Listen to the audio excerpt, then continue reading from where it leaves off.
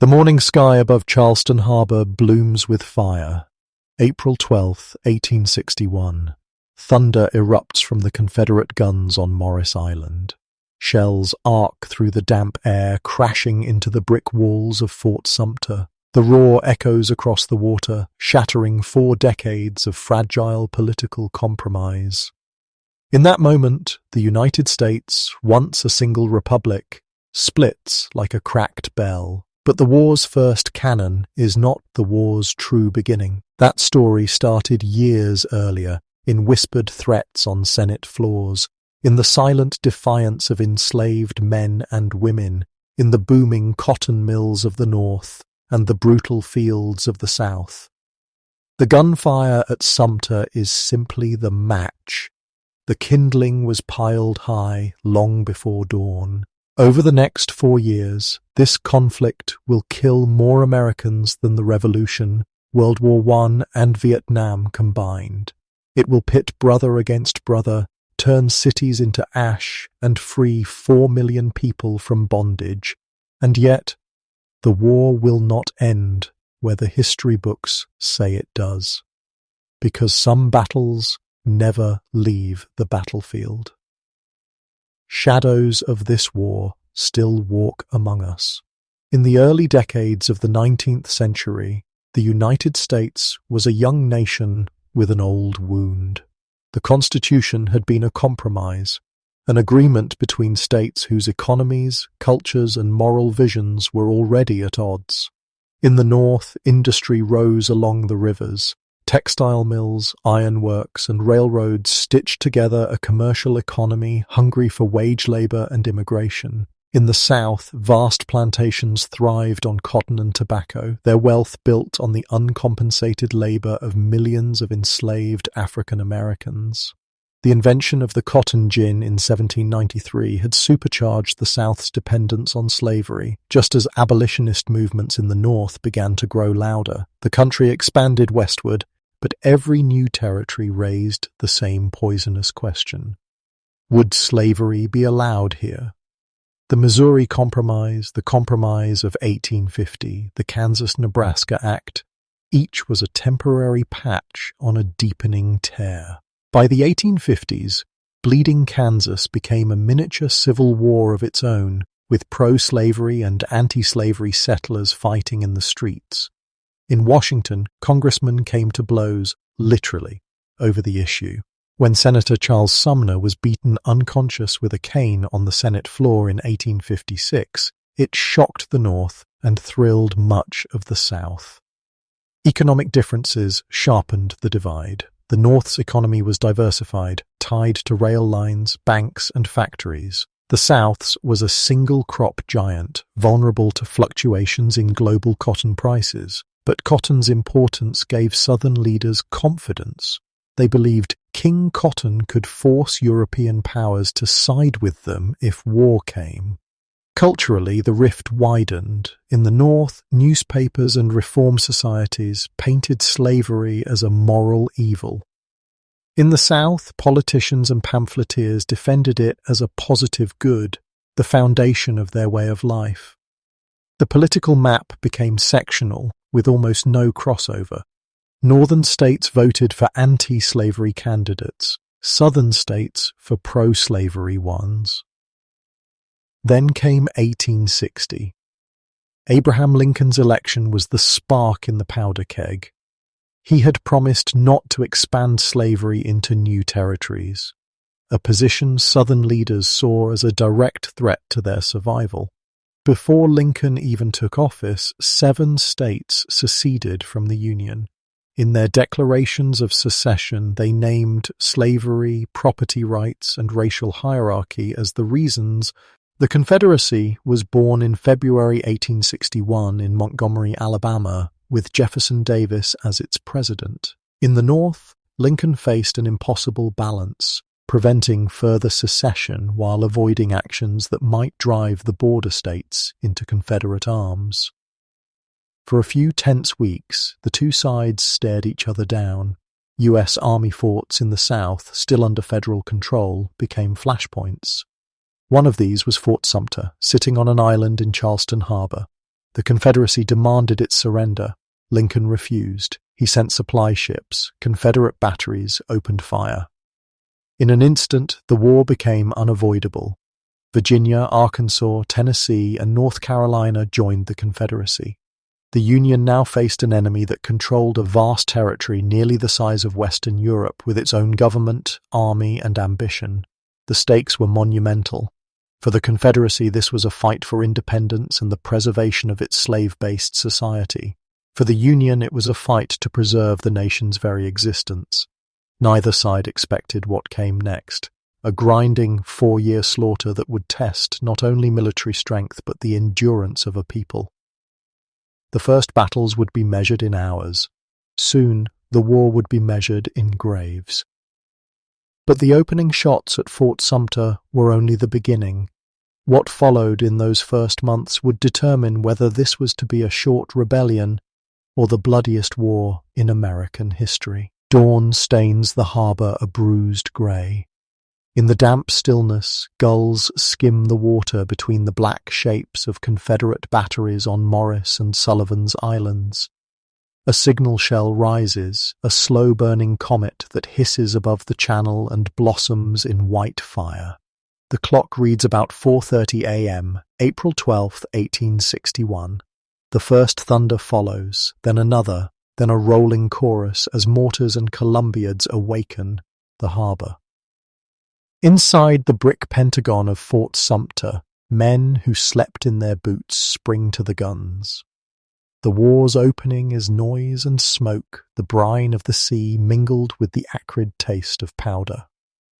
The Union commander, Major Robert Anderson, is a career artilleryman, cautious, devout, and short of nearly everything except resolve. His garrison is small, around 80 soldiers and labourers, and the fort's brick casemates, still unfinished, are a honeycomb of vulnerability. Across the water, the Confederate commander, P.G.T. Beauregard, Anderson's former artillery pupil at West Point, now orchestrates the encirclement. Charleston's harbour is a ring of hammers. For months, the two men traded letters as if playing chess by mail. Now the conversation is conducted in iron. The first hours are an education by concussion. Anderson's men, half choked with dust from shattering brick, husband their ammunition and fire with deliberation. Not every gun can be manned. The fort's embrasures breathe back heat and smoke like furnaces. Batteries at Cummings Point and Fort Moultrie answer in overlapping cadence. The southern city watches from balconies and roofs, a theatre audience seated too close to the stage. Inside Sumter, the barracks catch, flames lick through timbers and race along the roofs. The magazine, powder stores that could turn the fort into a tomb, threatens to ignite. Buckets pass in human chains. The garrison fights two enemies. The earth-shaking bombardment and the fire blooming behind them. The cannonade will last 34 hours. There is spectacle in Charleston, but there is also calculation. Beauregard's guns are not simply symbols. Their arcs are geometry drawn across air. He has warned Anderson formally. Fire will commence in 1 hour, and he intends to end this quickly. A new nation, as the Confederates style themselves, seeks legitimacy through decisive action. The fort, isolated and undersupplied, has become both prize and provocation.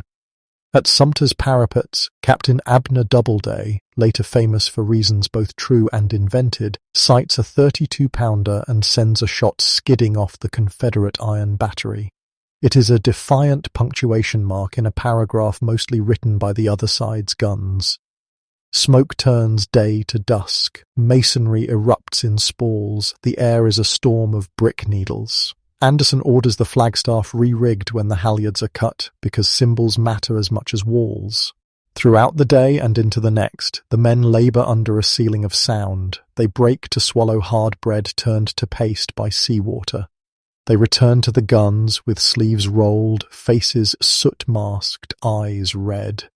The harbour breathes in waves of concussion.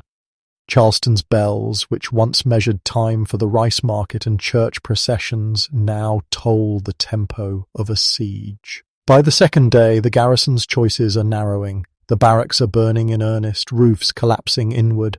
Ammunition is low. The powder magazine, barely saved, cannot be opened freely without courting oblivion. The grey swirl of smoke hides friend from foe. Men cough until they retch.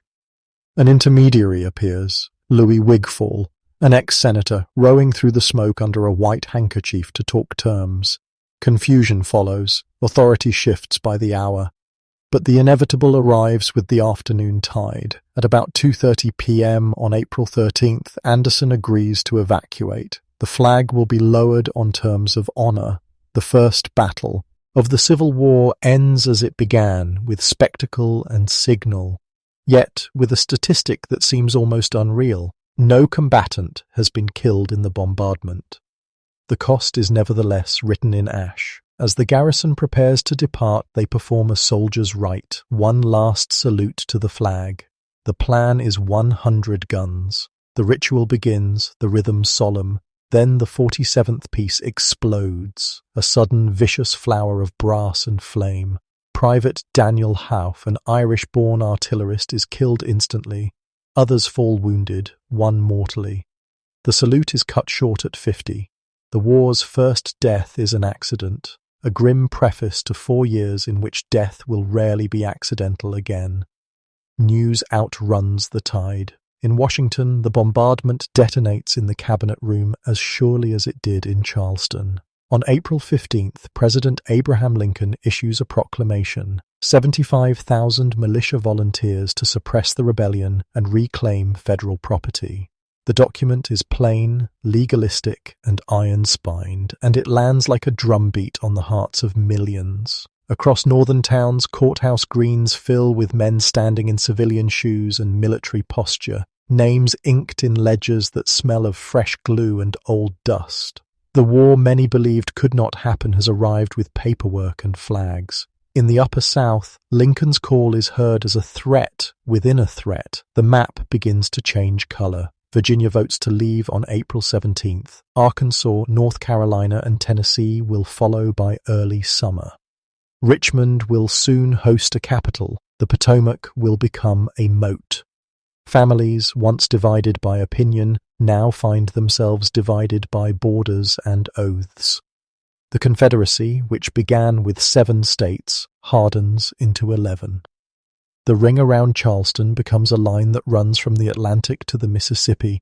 On the streets of Baltimore, that old city of clanging shipyards and rowhouse stoops, the war arrives by rail and by brick. Massachusetts troops, rerouted through town, are attacked by a mob along Pratt Street. Rocks and pistol shots puncture the spring light. Soldiers return fire. Men fall on cobbles polished by wheels and weather. By dusk on April 19th, 4 soldiers and a dozen civilians are dead, and the rails to Washington are uncertain.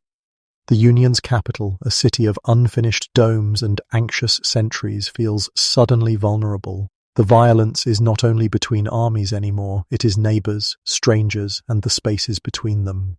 Yet the opening scene remains Charleston's burning horizon. In parlors and barrooms, in boarding houses and printing shops, people argue about what it means. For some white Southerners, the spectacle confirms prophecy, sovereignty defended with courage. For many Northerners, it is a line crossed, a flag fired upon, a union challenged by force. For enslaved people across the South, the sound of distant guns carries a complicated music, danger and the possibility of deliverance, an uncertain summons that will become clearer as soldiers' boots tramp down plantation roads. Inside Fort Sumter, embers cool on blackened brick. The garrison departs under agreed terms. Charleston cheers while smoke threads the sky. Anderson keeps the torn flag, its stripes charred, its stars intact, a textile diary entry from a nation at the hinge of fate. The sea resumes its old rhythm against the walls, indifferent to arguments that have finally leapt from paper to powder. The war's first exchange of fire has ended with spectacle, symbolism, and a harsh arithmetic. No combat deaths under bombardment, a single fatality in ceremony, and a cascade of decisions that will multiply grief 1,000-fold. The Union answers with a mobilization order that stirs towns and terrifies capitals. The Confederacy answers with new states and sharpening purpose. The nation's language shifts overnight: insurrection, rebellion, war. And as trains begin to roll with men and muskets, as telegraph keys chatter in code and urgency, one question takes shape in the hum of wires and the drum of boots. What gamble will the new president make next? One that might preserve the Union without losing the border states, or one that risks turning a rebellion into a cataclysm? The bombardment of Fort Sumter had ended, but for Abraham Lincoln the greater battle was just beginning. In the days after April 13, 1861, the president sat at his desk in the White House, the ink from his call for 75,000 militia still drying, and weighed decisions that could determine whether the United States survived. The fort had fallen, but the Union's fate now hinged on choices as much political as military. Lincoln's first gamble was deceptively simple: respond firmly enough to show resolve, but not so harshly as to push the still loyal slaveholding border states, Missouri, Kentucky, Maryland, and Delaware, into the Confederacy's arms. Lose them, and Washington would be surrounded. Keep them, and the Union would have both a geographic shield and moral claim that this was a fight for preservation, not yet for abolition. In practice, this meant a careful choreography. Federal forces would be reinforced in key locations, but without openly invading states that teetered on the edge. In Missouri, Unionist and secessionist militias eyed each other warily, each waiting for an excuse. In Maryland, where Baltimore had already erupted in deadly riots against Northern troops, Lincoln suspended habeas corpus to allow for swift arrests of Confederate sympathizers, a move that drew outrage from civil libertarians but kept rail lines to the Capitol open. Every decision carried risk. Lincoln's choice to blockade southern ports, announced on April 19th, was a masterstroke in military terms, strangling the Confederacy's ability to export cotton and import weapons, but it also gave the South a legal fig leaf to claim recognition as a belligerent power under international law. Britain and France, both heavily dependent on southern cotton, took notice. Confederate diplomats saw an opening. Lincoln's cabinet, too, was a study in controlled rivalry. He had deliberately stocked it with powerful men who had been his political opponents: William Seward at State, Salmon P. Chase at Treasury, Edward Bates as Attorney General, and they often pressed conflicting strategies. Seward urged a dramatic foreign policy move to unite the country against a common external enemy. Lincoln rejected the idea, unwilling to turn a domestic crisis into a global war. The mobilization itself was a gamble of resources. The militia call-up was for 90 days, under the assumption that the rebellion would be quickly quelled. Few in Washington yet grasped that the war would demand years of sustained manpower. Still, the arrival of raw regiments in the capital provided both a physical defense and a psychological message. The Union would not collapse in the first storm. Then came the most delicate of Lincoln's opening moves, the decision not to order an immediate invasion of the seceded states. He understood that the South's secession had galvanized its population. Any rash, aggressive strike could harden Confederate unity and alienate moderates in the North. Instead, he opted for a strategy of containment. Hold the line, protect loyal territory, and let the Confederacy bear the political burden of initiating further conflict. But there was one arena where Lincoln did act swiftly: the West. The Mississippi River, the nation's great artery, had become a natural dividing line. Control of it would be vital to choking Confederate logistics. In St. Louis, Union officers worked to secure the city's arsenal before secessionists could seize it. In Cairo, Illinois, troops began fortifying the confluence of the Ohio and Mississippi rivers. Even as these moves played out, Lincoln was quietly studying his generals. The first field commander he would elevate was an old army friend of Winfield Scott, Irvin McDowell. who had never led troops in combat at the scale the coming months would demand. Lincoln knew he was gambling on untested men, but the alternatives were scarce. Many of the Army's most experienced officers, Robert E. Lee among them, had resigned to join the Confederacy. These opening decisions, measured and often cautious, frustrated some in the North. Newspapers demanded swift vengeance for Sumter. Abolitionists urged Lincoln to strike directly at slavery. Radical Republicans accused him of half measures, but Lincoln's eye was on the map as a whole. He understood that the Union could lose battles and survive. It could not afford to lose Kentucky. The cost of that calculation was patience in the face of provocation. In Virginia, Confederate forces consolidated, drilling within days' march of Washington. In Missouri, guerrilla skirmishes began to flare. In Baltimore, the mood simmered toward revolt. Each flashpoint could have been the spark for a larger blaze. Lincoln's gamble was that by controlling the tempo, by choosing when and where to hit, he could keep the Union from fracturing further before it was ready to fight. And yet, history rarely allows time to those who need it most. As summer approached, political pressure mounted. "On to Richmond" became the rallying cry in Northern papers, a call to march the army straight to the Confederate capital. Lincoln, against his instincts, would approve a forward move toward Manassas Junction. It was a second gamble, one that would test his faith in green troops and unproven commanders. Before that march began, though, the Union's fragile web of loyalty still held. Barely. Maryland was under federal control. Kentucky declared neutrality, for now. Missouri's arsenal was secure. The Confederacy's 11 states stood defiant, but alone. The chessboard was set. Lincoln's first gamble had bought time. The question was whether the Union could use it, or whether the next battle would erase those careful gains in a single bloody day. In the spring of 1861, 4 states clung to the Union like fraying rope: Missouri, Kentucky, Maryland, and Delaware. They were slaveholding, yet had not seceded, strategically vital, yet politically fragile. To lose them would be to reshape the map overnight, to give the Confederacy more men, more resources, and a direct line to threaten Washington itself. Each border state was a powder keg of divided loyalties. In Kentucky, the legislature declared a precarious neutrality. Union blue and Confederate gray existed side by side, neighbors, sometimes brothers, waving different flags over the same fence row.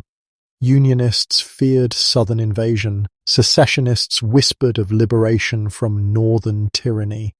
This uneasy balance could not last. Both governments courted Kentucky like a suitor, promising protection, appealing to pride, and, when charm failed, hinting at force. Missouri was more volatile still.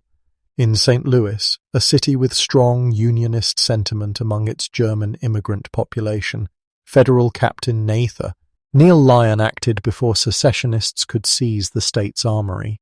His swift move in May 1861 secured thousands of rifles for the Union, but when he marched captured militia through the city streets, pro-Southern crowds jeered, stones flew, shots rang out. The Camp Jackson affair left dozens dead and turned the city into an armed camp. Guerrilla bands soon began to stalk the Missouri countryside, burning bridges and ambushing patrols. Maryland, meanwhile, was a knife at the Union's throat. Baltimore's riot in April, in which Massachusetts troops were attacked en route to Washington, had been only the beginning. Confederate sympathies ran deep in parts of the state legislature. Secession was openly discussed. For Lincoln, losing Maryland would isolate the capital, making it an island in hostile territory. His response was blunt. Federal troops occupied key points, rail lines were guarded, and political leaders suspected of disloyalty were arrested without trial. Newspapers decried the suspension of habeas corpus, but the city's streets stayed open to Union troop trains. Delaware was the smallest and least combustible, but even here loyalties were split. Its economic ties to Philadelphia and the North kept it within the Union orbit, but its laws still recognized slavery.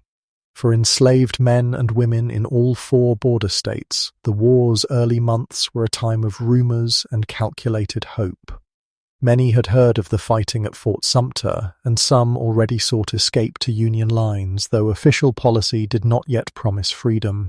In towns across these states, the war's arrival was visible in the smallest details. Church congregations divided into 2 prayer groups, postmasters quietly steaming open letters to detect sedition, shopkeepers taking mental note of which customers paid in northern greenbacks and which in southern banknotes. Fairs, markets, and parades became stages for coded declarations of loyalty. Even the songs played by town bands could signal allegiance. Dixie in one square, the Star-Spangled Banner in another.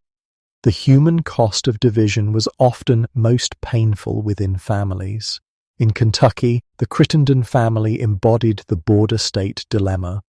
One son, George, became a Confederate general. Another, Thomas, wore Union blue. In Missouri, neighbors who had once harvested crops together now watched for one another's lantern signals in the night, marking the presence of enemy patrols. For the Union High Command, the challenge was to hold these states without crushing them under military occupation. In Kentucky, General Robert Anderson, the same man who had surrendered Fort Sumter, was given command, his Kentucky birth and moderate demeanor seen as diplomatic tools.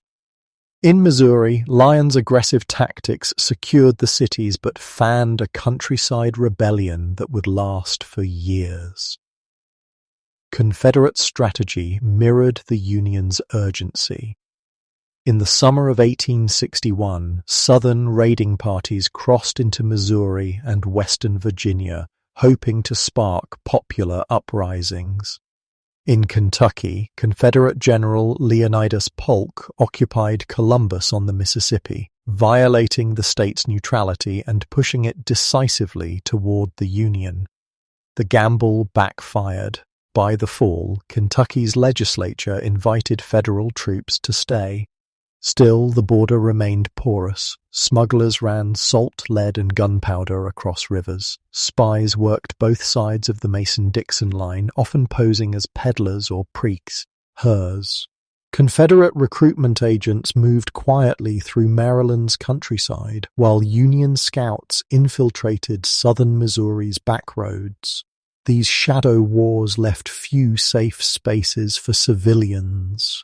In the midst of this tension, the fate of the border states began to crystallize. Delaware and Maryland were held through swift political and military measures. Kentucky tilted towards the Union after Confederate incursions shattered its neutrality. Missouri remained a battleground, but Union forces secured the major rivers and rail lines. By year's end, Lincoln's gamble appeared to have paid off.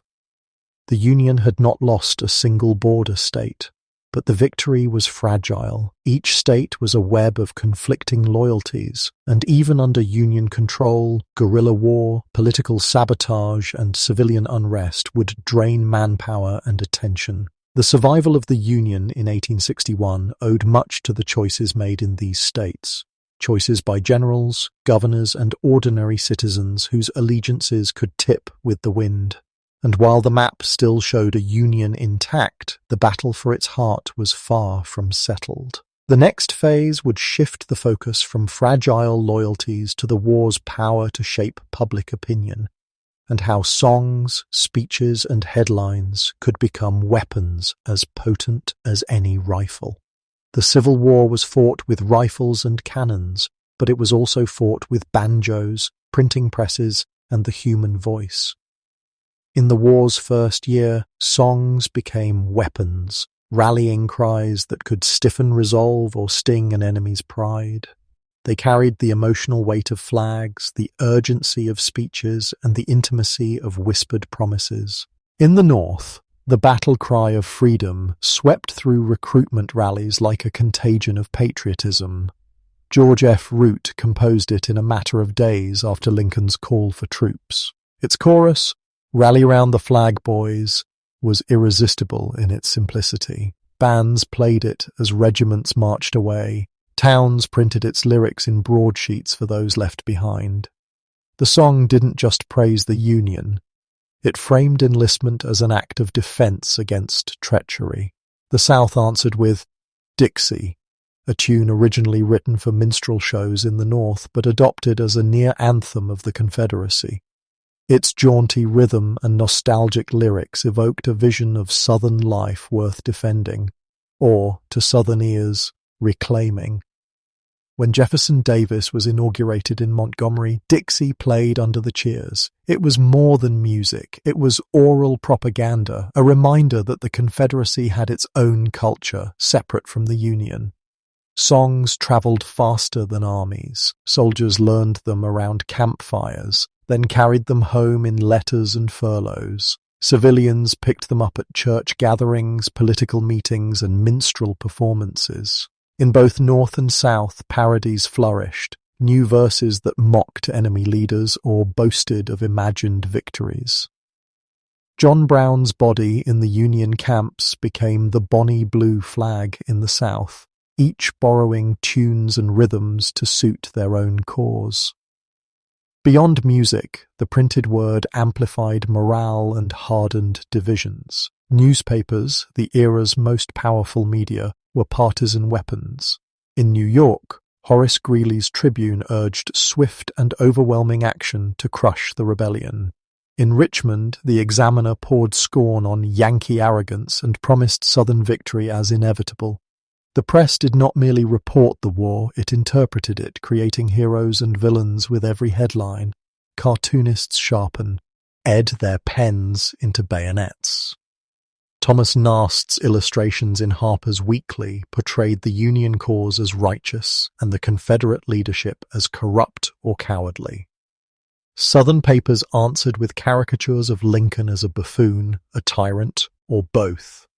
Even in an era without photographs in daily papers, these images stuck in the public imagination, shaping how the war was understood by those far from the front. Public speeches served as another front. Union rallies featured governors, senators, and even ministers, urging citizens to stand by the flag. In the Confederacy, local politicians and officers spoke in courthouse squares, weaving biblical imagery into calls for resistance. For both sides, the spoken word was a form of recruitment, not just for soldiers, but for civilian support in the form of food, clothing, and political pressure. Morale could also be a fragile thing, easily cracked by bad news. After early Confederate successes in Virginia and Missouri, Union papers struggled to maintain optimism. Editors often framed defeats as temporary setbacks, praising the bravery of troops even in retreat. Southern newspapers used those same battles to paint the Confederacy as David felling Goliath, bolstering the idea that Southern valor could overcome Northern numbers. Songs and slogans didn't just unite, they also divided. In border towns where loyalties were split, playing Dixie or the battle cry of freedom could be an act of defiance. In some communities, neighbors refused to attend gatherings where the wrong song was performed. At times, these cultural skirmishes erupted into real violence. A fistfight at a county fair, a stone thrown through a musician's window. For soldiers, music was a lifeline. Regimental bands played during long marches, their brass and drums carrying over muddy roads. In camp, a lone fiddle could draw men from their tents, bridging homesickness with familiarity. Letters from the front often mentioned the songs that kept spirits up. One Union private wrote, "When we sang together, the war seemed far away, though we could hear the guns." But propaganda was a double-edged blade. In both North and South, the early war's confident tunes and triumphant headlines helped foster the illusion that the conflict would be short. Songs promised victory in 90 days. Newspapers boasted that the enemy would collapse by Christmas. These predictions would prove disastrously wrong, but in 1861 they filled recruiting offices and eased the fears of families sending loved ones to fight. By the year's end, music and media had helped transform local skirmishes into a cause people felt in their bones. Morale was high, perhaps unrealistically so, and the idea of a quick, glorious war still lived in the public mind. That illusion would soon be tested on the battlefield. For now, the chorus was still confident, the headlines still brash. The songs carried men toward the front lines with their heads high. What they would find there, in the smoke and blood, would change the nation's tune forever. In 1861, the iron rails that crisscrossed the United States were more than a convenience. They were a weapon waiting to be wielded. The American Civil War would become the first major conflict in which railroads played a decisive role, changing how armies moved, how battles were supplied, and how fast war could be waged.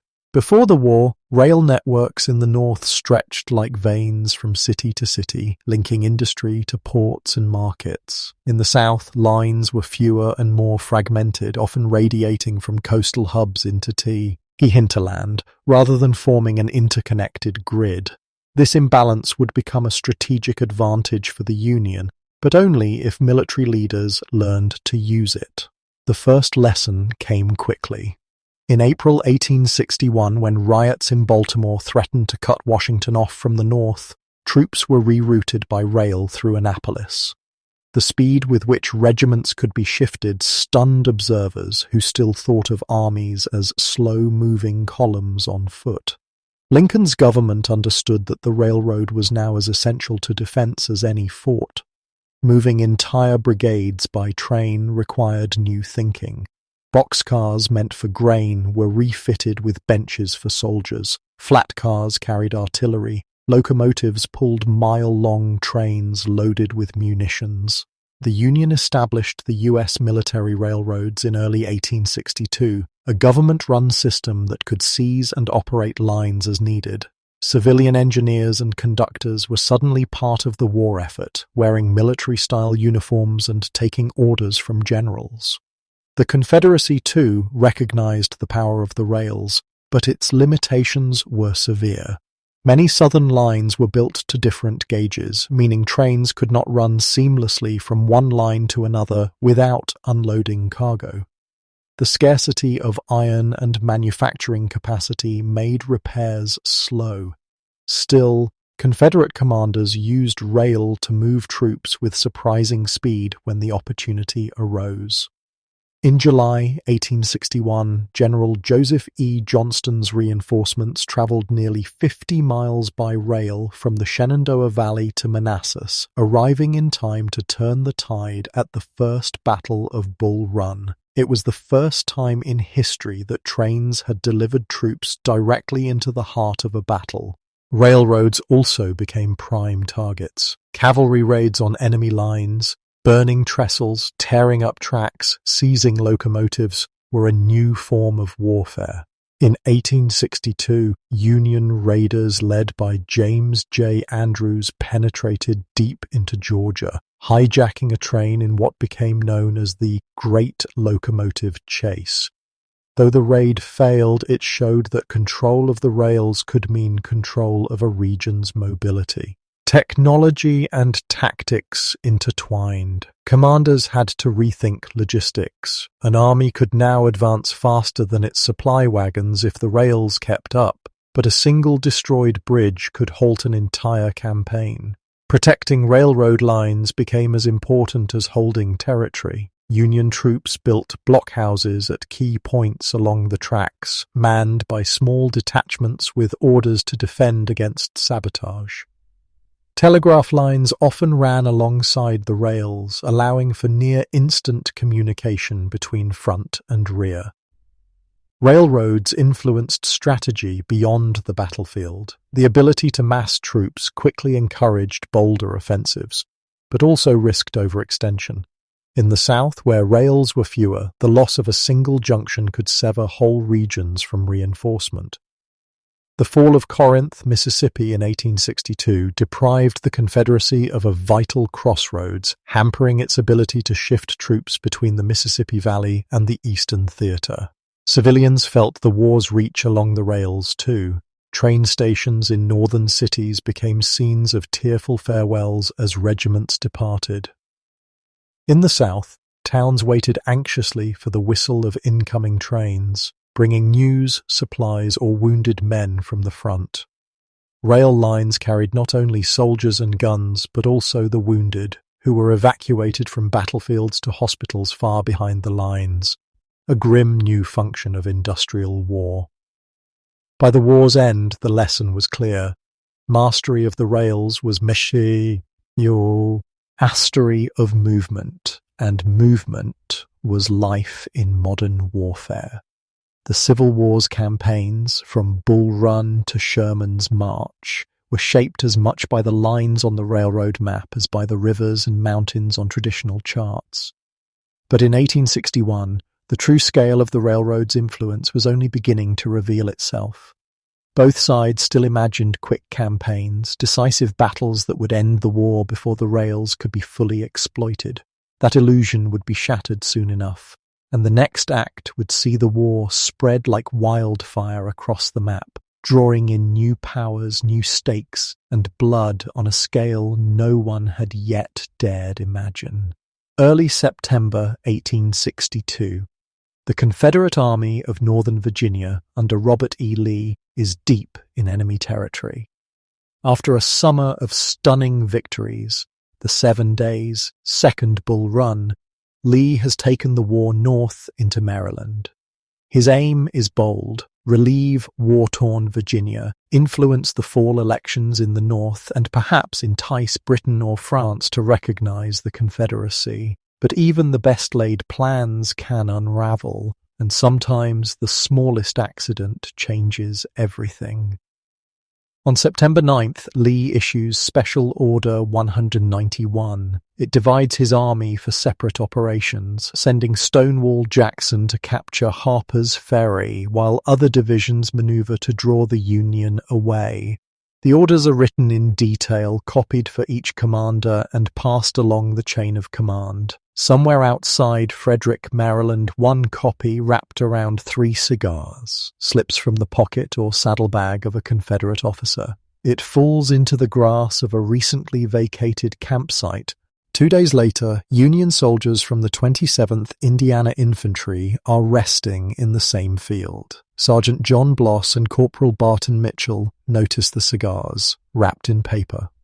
Breaking the seal, they see not just any paper, but the full text of Lee's marching orders.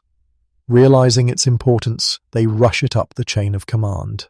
By afternoon, the document is in the hands of Major General George B. McClellan, commander of the Union Army of the Potomac. McClellan reads and cannot hide his glee. "Here is a paper with which, if I cannot whip Bobby Lee, I will be willing to go home," he boasts. For a general often criticized for caution, this is a rare moment of aggressive confidence. The orders reveal that Lee's army is dangerously divided, its wings separated by miles of Maryland countryside.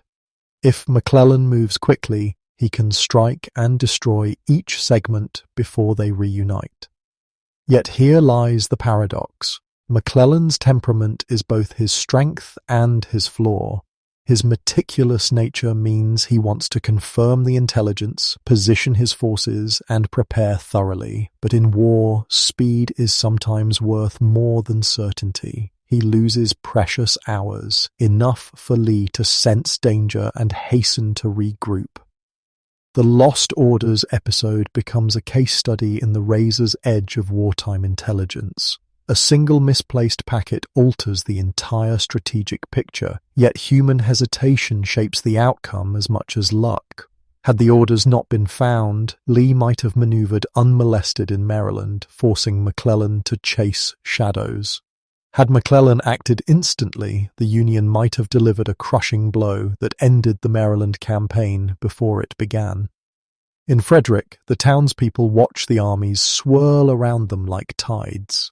Some welcome the Confederates with bread and smiles, others hide Union flags in cellars until it is safe. Both sides leave behind more and footprints. They leave impressions on the civilian mind. The war is no longer confined to southern soil. It has crossed the Potomac and set its eyes on northern fields. For Lee, the recovery from this intelligence leak is remarkable. His officers force-march their men to concentrate near Sharpsburg, Maryland, along the banks of Antietam Creek. For McClellan, the orders still offer an advantage, but it is slipping away by the hour. In the end, the battle that follows will not be the annihilation he dreamed of, but something far more complex, a tactical stalemate with strategic consequences. The story of the lost orders shows the Civil War's shift into a new phase. The conflict is no longer simply about holding capitals or defending borders.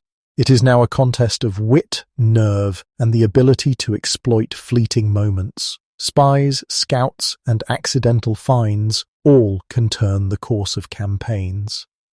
Yet in September 1862, with the armies closing in on Antietam Creek, neither side can yet see the larger truth. This battle will be the bloodiest single day in American history, and its outcome will ripple far beyond the fields of Maryland, across the Atlantic, into the halls of power in London and Paris, and into the very meaning of the war itself. The next stage of the fight will not be decided by lost papers or found cigars, but by lines of men advancing into sheets of lead, and when the smoke lifts, the war's political stakes will change forever. When Lincoln announced the blockade of southern ports in April 1861, it was a bold stroke and a gamble. The United States Navy at that moment was far too small to close off more than 3,000 miles of Confederate coastline dotted with inlets, rivers, and shallow harbors. Yet the logic was irresistible. Starve the South of weapons, manufactured goods, and the foreign currency it earned from exporting cotton, and the rebellion's lifeblood would begin to drain. At first, the blockade was porous. A handful of Union warships patrolled vast stretches of water, often more as a statement than a real barrier.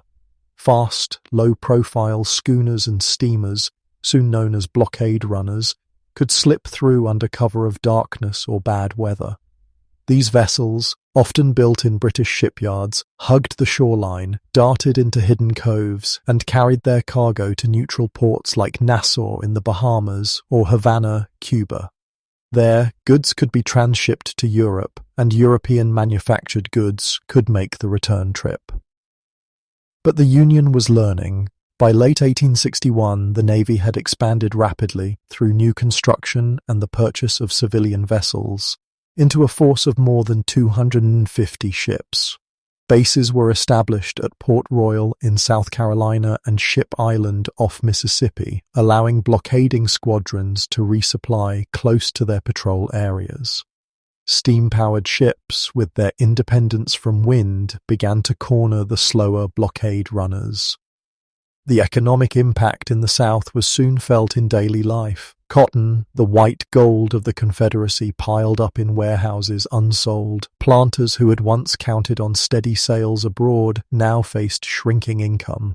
Meanwhile, imported goods, rifles, blankets, salt, quinine, became scarce and expensive. In Richmond, newspapers lamented the rising price of coffee and sugar. In rural areas, women boiled pine needles to make a bullhead, a tea substitute. Confederate leaders tried to turn the blockade to their advantage through cotton diplomacy, intentionally withholding cotton exports to pressure Britain and France into intervention. The idea was that textile mills in Lancashire and Normandy, starved of raw material, would push their governments to break the blockade. But the plan faltered. Europe had stockpiles of cotton from previous years, and alternative sources like Egypt and India began to fill the gap. Instead of breaking the Union blockade, the policy left southern ports idle and the treasury poorer. For Union strategists, the blockade was not just about choking commerce. It was about shaping the war's geography. Capturing key ports tightened the noose. New Orleans fell in April 1862, depriving the Confederacy of its largest city and its main outlet to the Gulf of Mexico. The fall of these hubs turned once bustling waterfronts into quiet, guarded harbors. Blockade running never disappeared. In fact, it became more sophisticated. Sleek steamers painted grey to blend with the sea, running without lights, could still make daring dashes into Wilmington or Charleston. Captains often became local legends for their skill in evading Union patrols. But the risks grew. A captured ship was a prize for the Union crew and a loss the Confederacy could ill afford. By 1863, the blockade's efficiency had risen to the point where even Robert E. Lee's army felt shortages in boots, blankets, and ammunition. The human stories of the blockade were as vivid as its economic ones. In some coastal towns, families watched their livelihoods vanish as fishing fleets were seized or grounded. In others, daring young men signed on to blockade runners, drawn by the promise of high pay for high risk. For Union sailors, blockade duty could mean long weeks of monotony punctuated by sudden bursts of danger. The chase, the exchange of cannon fire, the scramble to board a fleeing ship before it could be scuttled. By the war's midpoint, the blockade had become a quiet killer. It rarely produced headlines like battlefield victories, but it gnawed at the Confederacy's endurance. Prices in southern cities rose beyond the reach of ordinary citizens. Soldiers in the field went without adequate shoes or coats. Confederate railroads, already fragile, struggled to operate without imported iron for repairs. Lincoln's early gamble had paid off, slowly, steadily, and inexorably. The South could still fight, but it could no longer trade freely with the outside world. And as the Union's grip on the coastline tightened further, the Confederacy's hope for foreign rescue began to fade. Yet in 1862, even with the blockade closing in, the war's outcome was far from decided. The next act in this unfolding struggle would be played not at sea, but in the drawing rooms of London and Paris, where diplomats and spies worked to see if the fate of America might be decided across the Atlantic. When Lincoln announced the blockade of southern ports in April 1861, it was a bold stroke and a gamble. The United States Navy at that moment was far too small to close off more than 3,000 miles of Confederate coastline dotted with inlets, rivers, and shallow harbors. Yet the logic was irresistible. Starve the South of weapons, manufactured goods, and the foreign currency it earned from exporting cotton, and the rebellion, as a lifeblood, would begin to drain. At first, the blockade was porous. A handful of Union warships patrolled vast stretches of water, often more as a statement than a real barrier. Fast, low-profile schooners and steamers, soon known as blockade runners, could slip through under cover of darkness or bad weather. These vessels, often built in British shipyards, hugged the shoreline, darted into hidden coves, and carried their cargo to neutral ports like Nassau in the Bahamas or Havana, Cuba. There, goods could be transshipped to Europe, and European manufactured goods could make the return trip. But the Union was learning. By late 1861, the Navy had expanded rapidly, through new construction and the purchase of civilian vessels, into a force of more than 250 ships. Bases were established at Port Royal in South Carolina and Ship Island off Mississippi, allowing blockading squadrons to resupply close to their patrol areas. Steam-powered ships, with their independence from wind, began to corner the slower blockade runners. The economic impact in the South was soon felt in daily life. Cotton, the white gold of the Confederacy, piled up in warehouses unsold. Planters who had once counted on steady sales abroad now faced shrinking income. Meanwhile, imported goods, rifles, blankets, salt, quinine, became scarce and expensive. In Richmond, newspapers lamented the rising price of coffee and sugar. In rural areas, women boiled pine needles to make a bitter tea substitute. Confederate leaders tried to turn the blockade to their advantage through cotton diplomacy, intentionally withholding cotton exports to pressure Britain and France into intervention. The idea was that textile mills in Lancashire and Normandy, starved of raw material, would push their governments to break the blockade. But the plan faltered. Europe had stockpiles of cotton from previous years, and alternative sources like Egypt and India began to fill the gap. Instead of breaking the Union blockade, the policy left southern ports idle and the treasury poorer. For Union strategists, the blockade was not just about choking commerce, it was about shaping the war's geography. Capturing key ports tightened the noose. New Orleans fell in April 1862, depriving the Confederacy of its largest city and its main outlet to the Gulf of Mexico. The fall of these hubs turned once bustling waterfronts into quiet, guarded harbors. Blockade running never disappeared. In fact, it became more sophisticated. Sleek steamers painted grey to blend with the sea, running without lights, could still make daring dashes into Wilmington or Charleston. Captains often became local legends for their skill in evading Union patrols. But the risks grew. A captured ship was a prize for the Union crew, and a loss the Confederacy could ill afford. By 1863, the blockade's efficiency had risen to the point where even Robert E. Lee's army felt shortages in boots, blankets, and ammunition. The human stories of the blockade were as vivid as its economic ones. In some coastal towns, families watched their livelihoods vanish as fishing fleets were seized or grounded. In others, daring young men signed on to blockade runners, drawn by the promise of high pay for high risk.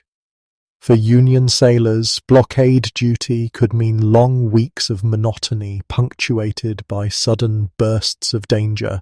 The chase, the exchange of cannon, fire, the scramble to board a fleeing ship before it could be scuttled. By the war's midpoint, the blockade had become a quiet killer. It rarely produced headlines like battlefield victories, but it gnawed at the Confederacy's endurance. Prices in southern cities rose beyond the reach of ordinary citizens. Soldiers in the field went without adequate shoes or coats. Confederate railroads, already fragile, struggled to operate without imported iron for repairs. Lincoln's early gamble had paid off, slowly, steadily, and inexorably. The South could still fight, but it could no longer trade freely with the outside world. And as the Union's grip on the coastline tightened further, the Confederacy's hope for foreign rescue began to fade. Yet in 1862, even with the blockade closing in, the war's outcome was far from decided. The next act in this unfolding struggle would be played not at sea, but in the drawing rooms of London and Paris, where diplomats and spies worked to see if the fate of America might be decided across the Atlantic. Morning mist clings to the rolling fields along Antietam Creek, near the quiet town of Sharpsburg, Maryland. It is September 17th, 1862, and by nightfall, this patch of farmland will witness the bloodiest single day in American history. The Union Army of the Potomac, under George B. McClellan, faces Robert E. Lee's Army of Northern Virginia, battered from weeks of marching, but still dangerous. Lee's gamble to invade the North is about to be tested in fire. At first light, Union artillery thunders from the high ground. The opening assault drives toward a patch of land that will be forever known as the cornfield. The stalks stand tall and green when the fighting begins. Within hours, they are shredded and trampled into mud, littered with bodies. Men from both sides fire into each other at ranges so close the smoke hides faces. Regiments vanish in minutes. The cornfield changes hands again and again, a killing ground with no victor. To the south, a sunken wagon road becomes the next focal point. Confederate troops use its natural trench as a fortress, repelling wave after wave of Union assaults. For hours the road holds. until a flanking maneuver pours fire into its length, cutting down hundreds in minutes. The road will forever be called Bloody Lane. When the shooting stops here, the earth is carpeted in grey and blue, the road itself invisible beneath the fallen. By midday, McClellan has another chance to break Lee's line. Union forces press toward the stone bridge spanning Antietam Creek, held by a small but determined Confederate force under General Robert Toombs. For 3 hours, Union troops are pinned down, unable to cross. Only a final, desperate rush seizes the bridge, at the cost of nearly 500 men. The delay is fatal to McClellan's hopes of a decisive breakthrough. All day, McClellan holds a massive reserve, nearly a third of his army, unused. His caution, perhaps rooted in overestimating Lee's strength, means that even with superior numbers, the Union cannot deliver the crushing blow his lost orders intelligence had promised. Lee, for his part, fights with every man he can muster, shuffling brigades along interior lines to plug gaps. By evening, the battlefield is a vision from nightmare. Over 23,000 men are dead, wounded, or missing. Cornfields are churned into swamps of blood and mud. The sunken road is a trench of bodies. Antietam Creek runs red in places where the dead have fallen in the water. Civilians emerge from cellars to tend to the wounded, their farms forever changed into graveyards. Tactically, the battle is a stalemate. Lee holds his ground through the night and retreats the next day. Strategically, it is a Union victory. Lee's invasion of the North is stopped cold. His army withdraws to Virginia, battered and bloodied. The Union, though far from annihilating Lee, can claim to have turned back the Confederacy on Northern soil. For Lincoln, the significance of Antietam goes beyond the battlefield. He has been waiting for a Union success to announce a bold political stroke, the preliminary Emancipation Proclamation. Issued 5 days later, it declares that as of January 1st, 1863, all enslaved people in areas still in rebellion will be forever free. The war's purpose begins to shift in the eyes of the world, from a fight solely to preserve the Union to a fight for human liberty. The proclamation reverberates across the Atlantic. Britain and France, already cautious about recognizing the Confederacy, now see that to do so would mean openly siding with slavery. The diplomatic window for Confederate recognition narrows further. In the South, the announcement is met with defiance. In the North, it deepens divisions, as some soldiers and politicians resist making emancipation an explicit war aim. But on the ground at Sharpsburg, these grand political shifts feel distant. For the soldiers who fought there, Antietam is remembered for the unrelenting slaughter. Survivors speak of ears ringing for days, of the smell of powder and death, of comrades disappearing in the white-hot instant of musket fire. One Union officer writes, "It was not war, it was murder." Antietam has shown that the war is not ending soon. The casualty lists spread shock through both capitals. For all the bravery, for all the tactical maneuvers, the day's enduring lesson is that neither side can deliver an easy victory. The war will go on, and the rivers of blood will only deepen. And in the West, far from the hills of Maryland, another battle has already tested the nation's illusions about war. There, along the banks of the Tennessee River, Union and Confederate forces have learned bitter lessons about the price of inexperience, and the hard truth that in this conflict even victory tastes like loss. Early April 1862. The Tennessee River glitters in the spring sun as Union troops under Major General Ulysses S. Grant camp along its western bank near Pittsburgh Landing. The air smells of damp earth and budding trees. The men drill, cook, and play cards, waiting for reinforcements from Major General Don Carlos Buell's army before advancing deeper into Confederate territory. The war here in the Western Theater has so far been a chain of Union successes. Forts Henry and Donelson taken, the Tennessee and Cumberland rivers pried open like gateways. But at Shiloh, the map's quiet lines will come alive in a way no one in Grant's camp expects. Before dawn on April 6th, Confederate General Albert Sidney Johnston launches a surprise attack. His army has marched all night from Corinth, Mississippi, navigating rough ground with poor roads. The assault crashes into the Union camps like a thunderclap. Many Union soldiers are still sleeping when the first musket volleys and rebel yells tear through the mist. Tents collapse in chaos as men scramble for weapons. The battle unfolds not across open plains but through tangled woods, gullies and ravines. Maps, crude, incomplete, sometimes outdated, fail to convey the difficulty of the terrain. Officers struggle to allig. Regiments on invisible lines. The Hornet's Nest, a sunken wagon road, becomes the Union's anchor point where wave after wave of Confederates are repelled for hours. The ground is so thick with mini-balls that survivors say it buzzed like angry insects. Johnston rides the field personally, rallying his men until he is struck behind the knee by a bullet. Unaware of the wound's severity, it severs an artery. He bleeds to death within minutes, the highest-ranking officer on either side to die in combat. His loss passes command to General P.G.T. Beauregard, who pushes the assault but cannot match Johnston's personal drive. By evening of the first day, the Confederates have driven the Union lines back toward the river, but Grant refuses to retreat. He spends the night organizing his battered army, while Buell's reinforcements arrive across the water. At dawn on April 7th, the Union counterattack begins.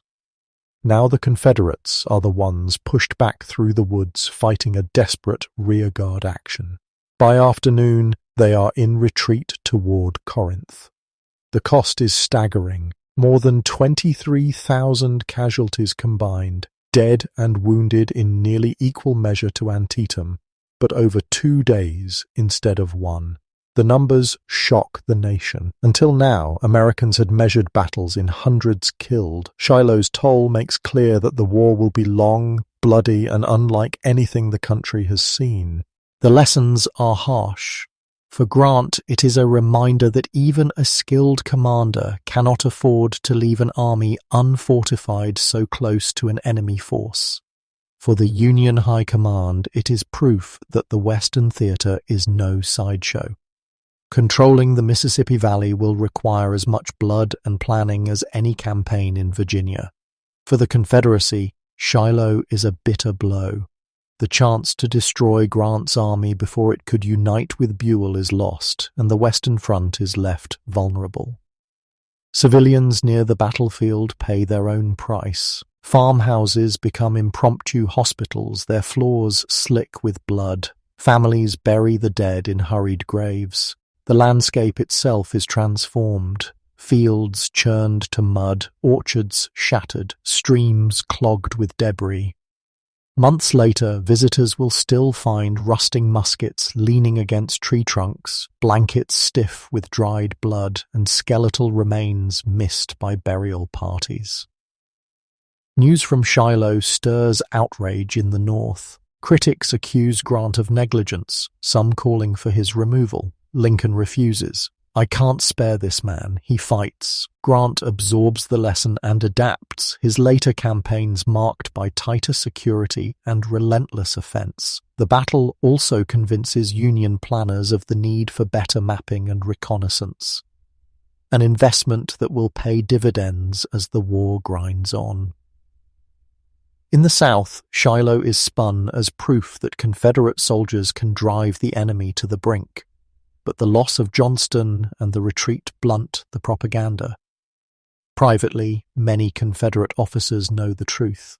The West is slipping away, and unless they can halt Union momentum, the Mississippi River, the Confederacy's spine, will soon be at risk.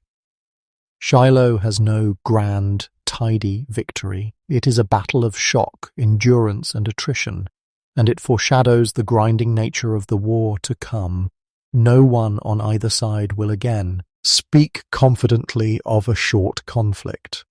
The ground around Pittsburgh Landing will stand as a warning that in this war, courage alone cannot guarantee success, and the map's neat lines conceal terrain that can swallow armies whole. As the smoke drifts away from Shiloh's woods and hollows, the war's horizon darkens. The Union has held its ground, but the Confederacy still stands defiant. And in the next phase, the tide will begin to turn, not in a sudden wave, but in slow, relentless surges that will reshape the war's balance. By 1863, the war was not only a clash of armies, but a daily battle against death from wounds and disease. The scale of killing had outstripped anything the nation's doctors had ever faced.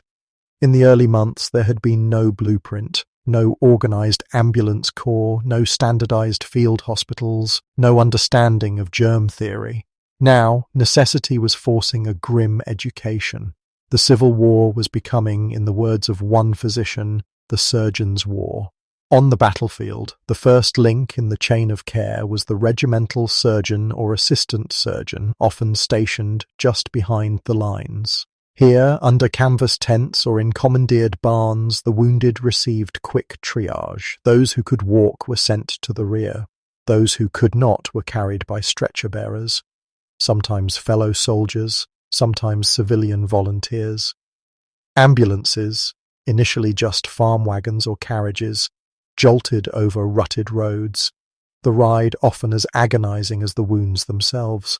Once inside a field hospital, the scale of suffering was overwhelming. Dozens, sometimes hundreds, of men lay in rows, the air heavy with the metallic scent of blood and the stench of infection.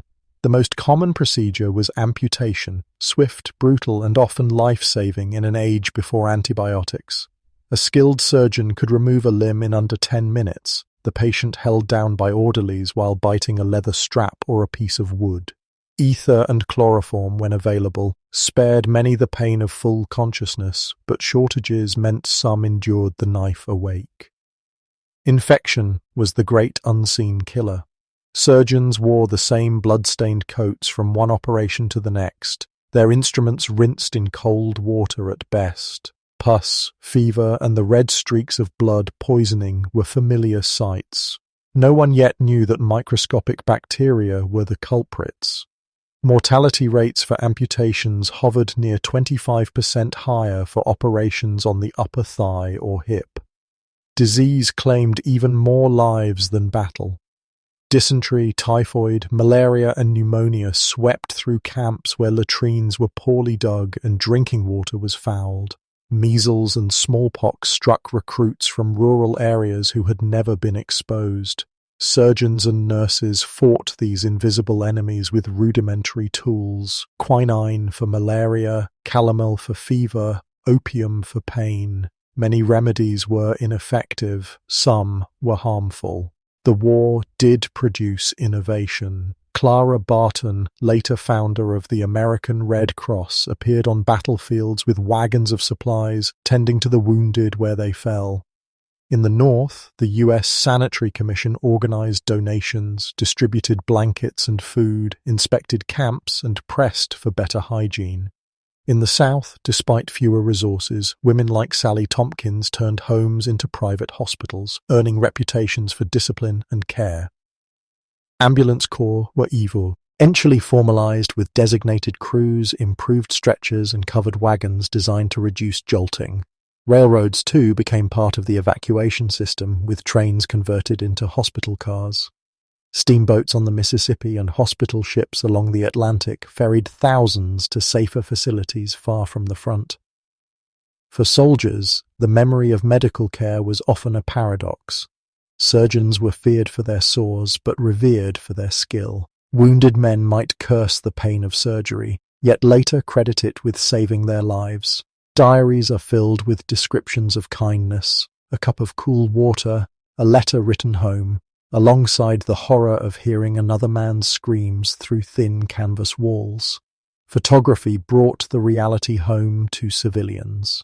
Images of amputees with empty sleeves or trouser legs, of makeshift wards filled with bandaged men, stripped away romantic notions of war. For many families, the sight of a surviving son missing an arm or a leg was both relief and shock. The lessons of the Surgeons' War would outlast the conflict. In the years after Appomattox, veterans' hospitals, prosthetic limb manufacturing, and public health reforms would all grow from wartime necessity. But in 1863, these were distant promises. On the ground, the work was endless, the losses unceasing, and yet, for all its horror, military medicine was beginning to make a difference. Survival rates for amputations rose as experience accumulated. More soldiers lived to return home than in wars past. The men who bore the scars, visible or hidden, became living reminders that the Civil War was as much a test of endurance as of arms. The fighting would soon move toward a moral and political transformation as well, driven by a single document. It would change the meaning of the war, redefine the Union's purpose, and alter the lives of millions living in bondage. The ink was still wet when Abraham Lincoln signed the Emancipation Proclamation on January 1st, 1863. Outside the White House, New Year's Day festivities masked the gravity of what had just occurred. With one executive order, Lincoln had reframed the Civil War. It was no longer solely a fight to preserve the Union, but also a war to end slavery in the states still in rebellion. The proclamation declared that all persons held as slaves in those territories shall be thenceforward, and forever free. It did not apply to the loyal border states, Kentucky, Missouri, Maryland, and Delaware, nor to certain Union-occupied regions of the Confederacy. Lincoln's aim was strategic as much as moral, to strike at the Confederacy's labor force without pushing key Union-supporting slave states into rebellion. Even with these limits, the proclamation was seismic. For enslaved people, the document was both a promise and a challenge. News spread unevenly, carried by Union soldiers, word of mouth, and, sometimes, Confederate newspapers meant to mock the decree. In the South's rural heartlands, men and women began to see Union Blue not just as an invading army, but as a possible route to freedom. Thousands fled plantations, braving patrols, dogs, and gunfire to reach Union lines. Entire families walked for days, carrying only what they could hold. Union camps swelled with these contrabands of war, a term coined earlier in the conflict when General Benjamin Butler refused to return escaped slaves to Confederate owners, arguing they were enemy property used in war. Now, the Emancipation Proclamation gave moral and political cover to this policy. Abandoned camps became hubs of both hope and hardship, where missionaries taught literacy and military recruiters sought able-bodied men for the new United States colored troops. Black enlistment surged. By war's end, nearly 180,000 African-American men would serve in the Union Army and another 20,000 in the Navy. Many were formerly enslaved, others were free men from northern states. Their service was not only a blow to the Confederacy's manpower, but also a living testament to the proclamation's meaning. They fought in segregated units, often under white officers, and faced unequal pay at first. But their presence on the battlefield challenged centuries-old prejudices and gave tangible force to Lincoln's words. Reaction in the North was mixed. Abolitionists celebrated it as a moral turning point, though some criticized its limitations. Others, especially among Northern Democrats, denounced it as a reckless act that would prolong the war or flood the North with freed people seeking work. Riots, such as the draft riots in New York City later in 1863, revealed the depth of racial tension that emancipation could ignite even among Union citizens. In the Confederacy, the proclamation hardened resolve. Southern leaders mocked it as an empty threat, arguing Lincoln had no authority over their states. But privately, many recognized its danger. The loss of enslaved labor would cripple agriculture and supply lines, while the encouragement of escapes threatened internal stability. Some Confederate officers reported a noticeable drop in plantation discipline as enslaved workers heard whispers of Lincoln's decree. Internationally, the proclamation was a diplomatic weapon. Britain and France had already hesitated to recognize the Confederacy. Now, doing so would mean defending a government fighting explicitly to preserve slavery. Public opinion in Europe, particularly among the working G classes, tilted decisively toward the Union cause. British labourers suffering from the cotton shortage still held rallies in support of emancipation, framing the struggle in moral terms. For Lincoln, the proclamation was not the end of the journey, but a step along it. He understood that an executive order could be undone by future administrations. To make emancipation permanent, he would push for the 13th Amendment to the Constitution, a fight still in the future. But in January 1863, the immediate effect was to give the Union cause a new moral clarity. Soldiers in blue now marched under a banner that stood, at least in part, for freedom. The Emancipation Proclamation also changed the way the war was remembered, even before it ended. Newspapers, sermons, and speeches in the North began to frame Union victories as steps toward liberation. In black churches, prayers of thanksgiving blended with prayers for the safe return of loved ones in uniform. For the first time in American history, the federal government had openly declared an intent to destroy slavery where it could. On battlefields yet to come, at places like Fort Wagner, the Wilderness, and Petersburg, African American soldiers would prove the truth of the proclamation not by its words, but by their courage. And as their service reshaped the Union Army, the war itself began to shift in momentum. The next great test of that momentum would come in the summer of 1863, in a small Pennsylvania town where Lee once again marched north. There, amid rolling hills and rocky ridges, the Confederacy would make its most desperate bid to break the Union's will, and the war's tide would turn in 3 days of thunder. July 1st, 1863. The hills and ridges around the small Pennsylvania town of Gettysburg are peaceful under a summer sun. By day's end, they will be soaked in blood. Robert E. Lee's Army of Northern Virginia, flush with confidence after victories at Fredericksburg and Chancellorsville, has crossed into Union territory once more. His goal, force a decisive battle on Northern soil, weaken public suppy, ought for the war, and perhaps compel a negotiated peace.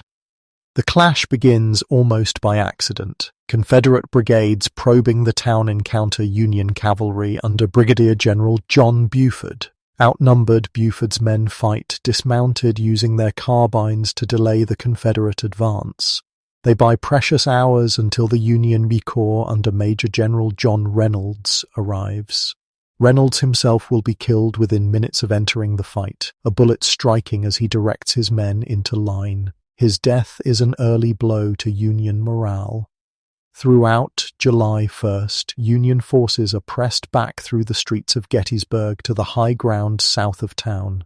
Lee, seeing the opportunity to seize that ground before the Union can fortify it, urges his generals forward, but delays, confusion, and the exhaustion of his men prevent the final push.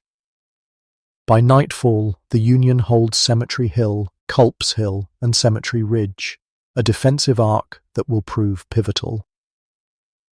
July 2nd dawns with both armies fully assembled, more than 150,000 men facing each other across open fields and rolling hills. Lee strikes for the Union's left flank. The assault sweeps through Devil's Den, a jumble of boulders turned into a death trap, and surges toward a wheat field that changes hands multiple times in bloody hand-to-hand combat. The fight spills into the peach orchard, where artillery blasts tear apart regiments in minutes. Further north, Little Round Top becomes the anchor of the Union line. Colonel Joshua Lawrence Chamberlain and the 20th Maine, low on ammunition, fix bayonets and charge downhill, driving back the Confederate attack in one of the war's most celebrated stands. That night, Lee remains convinced the Union line can be broken. July 3rd brings his most audacious move, a direct assault on the Union center. Nearly 12,500 Confederate soldiers step from the cover of Seminary Ridge into open ground, marching in precise lines under withering artillery fire. This is Pickett's charge. The mile-long advance becomes a gauntlet of shot and shell. Men fall in waves, gaps in the line close and press forward, but momentum bleeds away under the storm. A few Confederates reach the stone wall at the Union center, the high water mark of the Confederacy, before being hurled back. When the survivors return to their own lines, Lee rides among them, taking the blame. "It is all my fault." The charge has failed, and with it the hope of shattering the Union Army in the North. Gettysburg is a turning point, not simply for its scale, more than 50,000 casualties over 3 days, but for what it represents. The Confederate tide, which had surged into Union territory, is turned back. Lee retreats to Virginia, his army diminished, and his aura of invincibility cracked. For the Union, the victory is costly, but galvanizing. Civilians in Gettysburg endure their own trial. Homes become hospitals. Yards and barns fill with wounded from both sides. The dead lie unburied in the summer heat, and the stench carries for miles. Farmers plough around shallow graves for years afterward, bones surfacing in the fields. The town will never forget the days when war arrived at its doorstep. In Washington, the news from Gettysburg arrives almost alongside reports of another Union success, the fall of Vicksburg on the Mississippi. Together, these victories shift the war's balance. The Confederacy is on the defensive in both East and West, but the road to final victory is still long, and the fighting ahead will test even the most hardened armies. For Lincoln, Gettysburg is else, a stage for words that will echo through history. Months later, standing on a new cemetery's consecrated ground, he will distill the war's meaning into 272 spare, immortal words. But in the summer of 1863, the meaning is still being written, in sweat, blood, and the slow grind of campaigns yet to come. Next, the Union's rising star, a quiet, relentless general named Ulysses S. Grant, will take command of all Union armies. His style will be unlike anything Lee has faced before, unyielding, unsentimental, and willing to fight on every front until the rebellion collapses. By early 1864, the Union's war effort had shifted into a new gear, and at the center of that change was Ulysses S. Grant. His rise from a modest Illinois clerk to general-in-chief of all Union armies was as unlikely as it was meteoric. Grant had resigned from the army in peacetime under a cloud, failed in business, and was selling firewood on the streets of St. Louis when the war began. But in the field, he had proved himself again and again, at Fort Donelson, Shiloh, Vicksburg, and Chattanooga, as a commander who could win. President Lincoln saw in Grant something missing in other generals, the will to fight without pause. Where George McClellan hesitated, and where others treated winter as a time to rest armies, Grant pressed forward. Lincoln famously said, "I can't spare this man, he fights." Now, in March 1864, Grant was brought east, promoted to lieutenant general, a rank no one had held since George Washington, and given command over all Union forces. Grant's first decision was as much philosophical as strategic. The war would be fought as a coordinated, nationwide campaign. No more isolated pushes. Every Union army would move in concert, applying pressure on all fronts so the Confederacy could not shift troops to meet threats one at a time. In the east, the Army of the Potomac under George Meade would engage Lee directly. In the west, William Tecumseh Sherman would drive into Georgia. Smaller forces would advance in the Shenandoah Valley and along the Gulf Coast. In taking this approach, Grant accepted a hard truth. The war would be one of attrition. The Union had the manpower, the industry, and the supply lines to sustain it. The Confederacy did not. But attrition meant high casualties, and Grant was prepared to pay that price if it meant ending the conflict sooner. Personally, Grant was unpretentious. He dressed in a private's coat with only his rank insignia to distinguish him, smoked cigars constantly, and avoided long speeches. He preferred to be near the front, not in Washington, and established his headquarters in the field with Meade's army. This closeness to operations gave him a clearer picture of events and boosted the morale of troops who saw their commander sharing their hardships.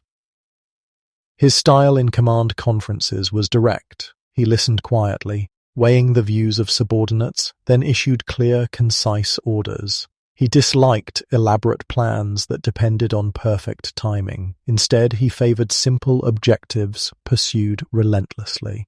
Against Lee, his goal was straightforward: engage, hold, and grind down the Confederate army until it could no longer fight effectively.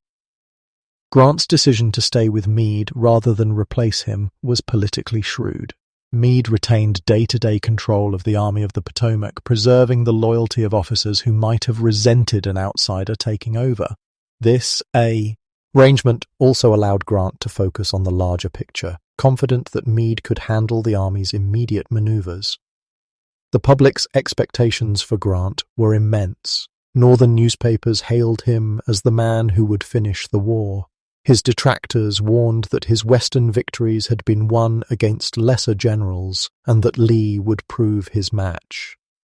In Richmond, Confederate leaders braced for a new kind of foe, one who would not retreat after a setback. In May 1864, Grant's strategy went into motion. The Overland Campaign began with a push into the wilderness of Virginia, a tangled forest where visibility was measured in yards. The fighting was savage and inconclusive, but unlike his predecessors, Grant did not pull back. Instead, he moved south, forcing Lee to react. At Spotsylvania Courthouse, the armies clashed again in a grinding, rain-soaked battle. At Cold Harbor in June, a disastrous frontal assault cost thousands of Union lives in minutes, a rare moment when Grant's aggressiveness turned against him. Critics seized on the casualty lists, calling him the Butcher. But Grant's advance never stopped. By mid-June, he had maneuvered Lee into defending Petersburg, a vital rail hub south of Richmond. There, the war in the East shifted into a siege that would last for months, draining Confederate resources and morale. Grant's assumption of command had changed the war's rhythm. There were no more long pauses to refit and reorganize. The pressure was constant, the grind deliberate. For the soldiers in the trenches and the families reading the newspapers, it meant unrelenting sacrifice. For the Confederacy, it meant a slow tightening of the vice. The next great blows would not come in the tangled woods of Virginia, but from the pen of ordinary soldiers writing home, revealing what it meant to endure such a war, and how the fight for the Union and for freedom lived in their hearts even as exhaustion set in. In the third year of the war, the battlefield was only part of the fight. For soldiers and civilians alike, letters were lifelines, bridges across hundreds of miles, stitching together the home front and the front lines with ink and paper. In an age before radios or telephones, a scrap of stationery could carry more than words. It could carry a soldier's spirit home. Union and Confederate armies alike relied on sprawling networks of army post offices, couriers, and rail lines to keep correspondence moving. Mail wagons rolled with the columns, clerks sorted stacks of envelopes by candlelight. Soldiers sometimes waited weeks for news from home, and a letter's arrival could brighten a camp as much as a delivery of fresh bread. The tone of these letters varied with the fortunes of war. In early victories, they brimmed with optimism. "We will be home by Christmas," one Union private wrote in 1861. By 1863, the letters were more sober, speaking of endless marches, the roar of guns, and the faces of friends lost along the way. Confederate letters from the Army of Northern Virginia, penned during the siege of Petersburg, spoke of thin rations, cold nights, and the gnawing question of whether the cause could still be won. Censorship existed, but was inconsistent. Soldiers sometimes slipped past it by using coded language or omitting place names. Others exaggerated victories or downplayed defeats to spare their families worry. Still, the reality of war often seeped through. In one letter home, a Union soldier described the ground covered with the dead, the groans of the dying, and the smell of powder thick in the air. A picture as vivid as any battlefield report. Morale moved in two directions through these letters. Families sent encouragement, news of harvests, births, and small-town gossip. Quilts, socks, and food often followed. In return, soldiers sent reassurances. "I am well" being the most repeated phrase in wartime correspondence, even when it wasn't entirely true. These personal exchanges had a propaganda value of their own. Northern newspapers occasionally published soldiers' letters, framing them as proof of steadfastness and patriotism. Southern editors did the same, especially with accounts of bravery against larger Union forces. The most stirring letters circulated beyond their intended recipients, reprinted to bolster morale in communities far from the writer's home. Some letters revealed the changing nature of the war's purpose. After the Emancipation Proclamation, Union soldiers began to write more often about enslaved people seeking refuge behind Union lines. A soldier from the 54th Massachusetts wrote to his mother, "We are fighting for something now, not just the Union, but for the freedom of the oppressed." Confederate letters, meanwhile, occasionally voiced resentment toward the institution of slavery when it kept able-bodied men away from the army to guard plantations, though most still defended the social order it upheld. The emotional weight of correspondence could be overwhelming. A letter in a soldier's pocket might be the last he ever received. In the aftermath of battles, comrades would sometimes gather personal effects, including unfinished letters, and send them home with a note explaining the soldier's fate. Families treasured these fragments, even when they carried the final words of a loved one. The U.S. Sanitary Commission in the North and various aid societies in the South recognized the morale power of mail and worked to keep the channels open.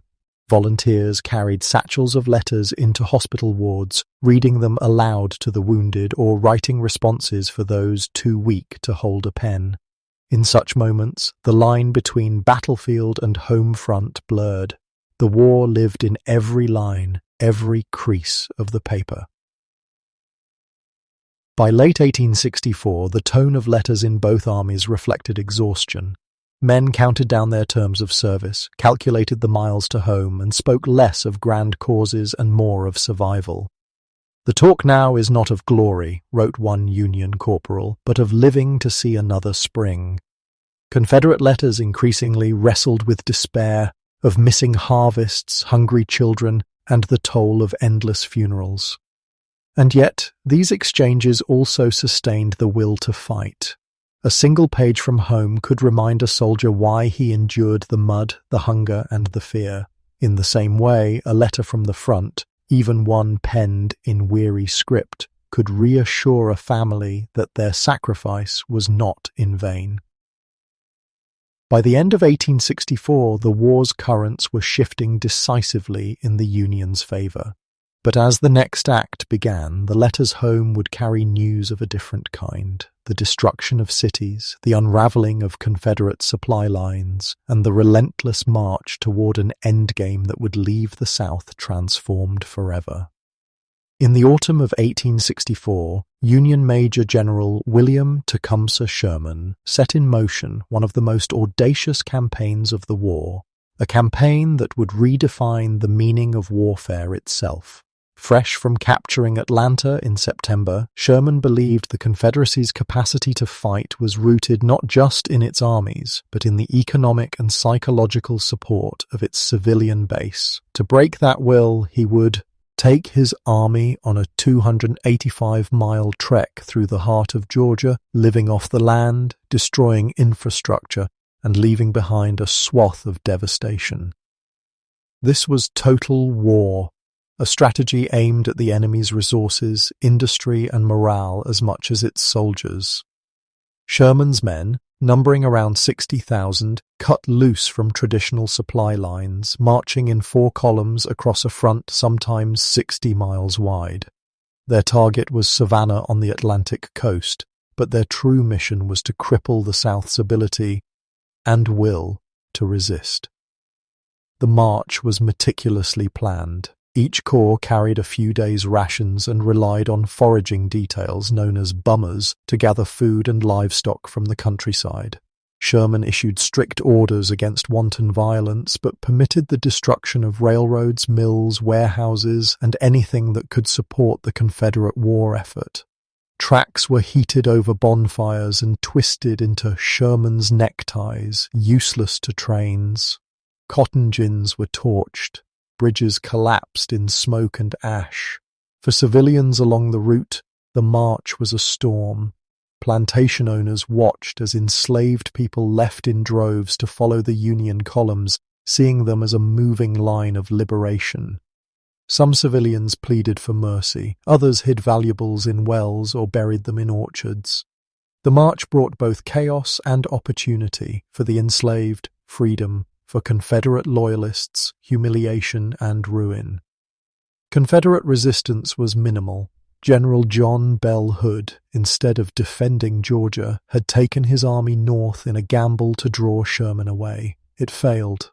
The few Confederate cavalry and militia units in Sherman's path could not mount serious opposition. The Union columns advanced steadily, repairing bridges as needed, crossing rivers and spreading confusion about their exact route.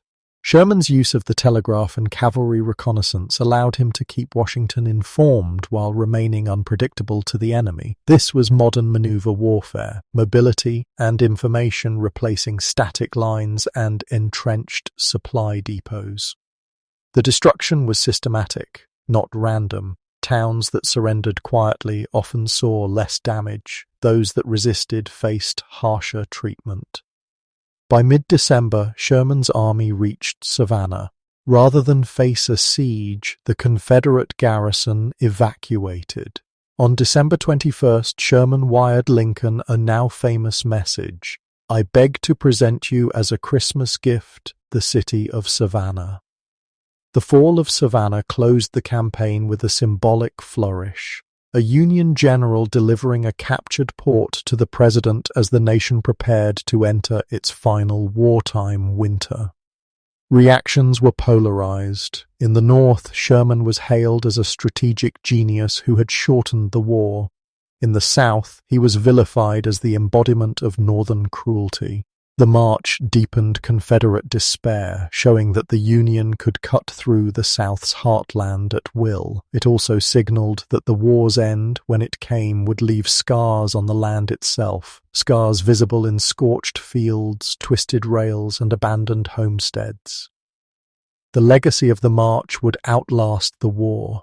Sherman's campaign became a template for modern total war, influencing military thinking well into the 20th century. But in the winter of 1864, it was more than theory. It was a living, relentless force, one that told the South in no uncertain terms. The Union was coming, and nothing in its path would remain untouched. From Savannah, Sherman would turn his columns north toward the Carolinas, carrying the same tactics through the cradle of secession. And in Virginia at the same time, Grant's siege of Petersburg was grinding Lee's army toward exhaustion. The Confederacy's cities were beginning to burn, and its capital would soon face its own final night. April 2nd, 1865. For 4 long years, Richmond, Virginia, the Confederate capital, had been the beating heart of the rebellion. Its government buildings, foundries, and warehouses had fueled the war effort. Its streets had echoed with speeches promising victory. Now, under the constant thud of Union artillery from the lines outside Petersburg, the city was collapsing into chaos. The order to evacuate came late in the day, carried from Jefferson Davis himself. Word rippled through the streets. Confederate forces were abandoning Petersburg, and Union troops would be in Richmond within hours. The government's departure was swift and frantic. Clerks stuffed documents into trunks. Officials boarded trains heading south. Davis and his cabinet rode the last train out that night, leaving the city to its fate. Before leaving, Confederate authorities issued one final fateful directive: destroy anything of military value to prevent it from falling into Union hands. Tobacco warehouses were set alight, along with supplies of cotton, food, and munitions. The flames quickly spread beyond their intended targets. By midnight, the evacuation fires had grown into a raging inferno. High winds carried sparks from rooftop to rooftop, igniting entire blocks. Civilians poured into the streets. Some tried to save their homes, others fled with whatever they could carry: a few clothes, a family Bible, a loaf of bread. The night was filled with the crack of collapsing timbers and the roar of fire, punctuated by the occasional explosion as stored powder ignited. Richmond's skyline, once a proud silhouette of steeples and chimneys, glowed red against the night. In the confusion, the city's enslaved population faced a moment that was both terrifying and full of possibility. Many had already heard of Sherman's march and Lincoln's proclamation. Now they saw the Confederate grip loosening before their eyes. Some fled toward the sounds of Union artillery, risking the fires and falling debris to reach the lines. Others stayed, wary of the dangers in a city where law and order were unraveling. As the night wore on, the fires consumed more than warehouses. The commercial district, once the economic hub of the Confederacy, was reduced to smoldering ruins. Looting broke out, some driven by desperation, others by opportunism. The city's exhausted fire companies, undermanned and low on equipment, could do little to stop the spread. At dawn on April 3rd, the first Union troops entered Richmond. They came not in the roar of battle, but in the measured march of occupation.